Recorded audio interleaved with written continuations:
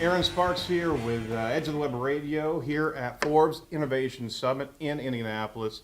And lo and behold, I found somebody I wanted to speak with, and this is Mr. Steve Forbes himself. How are you doing, sir? Doing fine, Aaron. Thank you. Thank you. Thank you for the opportunity that your team extended to us to come out and actually meet all of these speakers here. It's been fantastic, and we've really had a great time with each and every one of them.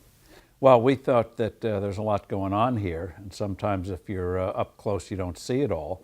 So we thought there was a great forest here and wanted to take a closer look. Absolutely, absolutely. So as you've heard a few of the speakers here through the summit, can you give me one word that would describe this summit, as irrespective of any other summits that you're doing, just today? What would that be that one word that is your takeaway today? Probably be two: right environment, and things will grow. Fantastic, fantastic.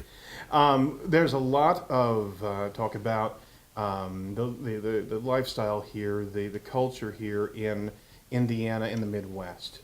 In as much as there may be different cultures on the East Coast and West Coast, I am seeing a commonality as we're talking to all these different industries, and literally it's about innovation. It's about incubating things inside of their own organizations.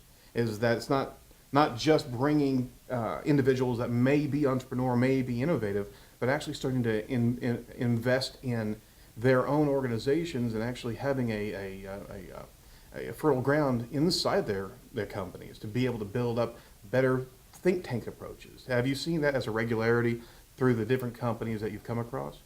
Well, what you see here, you referred to earlier, one is culture, and people very much like it. Dr. Bernstein, Gary Bernstein from Notre Dame, sure. Who's done integrated circuits, Indiana integrated circuits here, made it very clear. They like it here.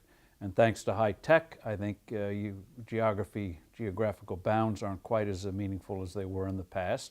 And Indiana is creating not only a good environment in terms of doing business, sure. but getting critical mass, where such as Innovation Park, where people can have cross-fertilization and make things happen.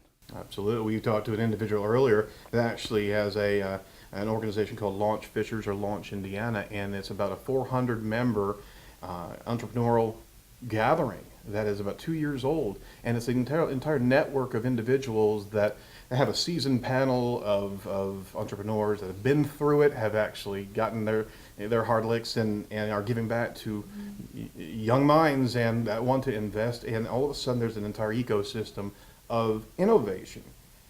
How it's a completely different environment that I'm seeing right there as opposed to traditional and industrial thought and traditional ways of doing business. All of a sudden you're seeing that as a jewel that's starting to come out of the Midwest. Wouldn't you agree? Well, nothing stays the same. And you contrast Indiana with, say, the state of Illinois, where they ran things into the ground and are having a hard time getting anything growing there in terms of new businesses. So in a vibrant economy, you'll see even traditional businesses morph into new things, and new things come along, and it builds on each other. So the reform of Indiana started in the early part of the last decade, started to create that environment, sure. and the harvests are getting better and better, and you build and build. Again, it's getting that critical infrastructure, and then it multiplies. You've hosted a few summits now. How does this compare to your previous summit? Any similarities and any differences that you've come across here? Well, there's a lot of innovation out there, but you contrast this with, say, Chicago, where we were there earlier this year. And Chicago itself has problems, even though there are a lot of positive things going on in the area. Right. The key thing is if you remove the obstacles, then it grows very, very rapidly. And Indianapolis and Indiana do not have the problems that Illinois is facing, so they have an advantage right now. One of the main focuses your conversation with Governor Pence was about government involvement, inside of innovation. Now, there's also a perception inside of corporate America that they want government to not intercede, and there's the free market concept of if there's a regulation or if there's injection of government guidance, all of a sudden there can be a slippage away from the true free market environment. We talked about that on the show last week. how do you balance because there certainly are some great directions that government's giving, especially with the Rolls-Royce discussion that we had. And Cummins, they've been able to build an entire new efficient motor or efficient truck with a lot of contracts that they worked with the government on. That's a fantastic growth story. But how do you balance, and how can a policy be balanced where regulation is trying to carve away some motivations of actually getting in and developing new technology where government can also benefit as well? I mean, it's almost a dichotomy sometimes. Well, I think the governor pointed out that one of the things they are doing is combing through regulations and see which ones have outlived their usefulness, Yes, not to mention government programs. And in terms of doing things in terms of what the government wants to do, it's got to be because it's right for the state, right for the government, not because they're in the VC business or trying to be investors. And that's the key thing. Recognize what your strengths are.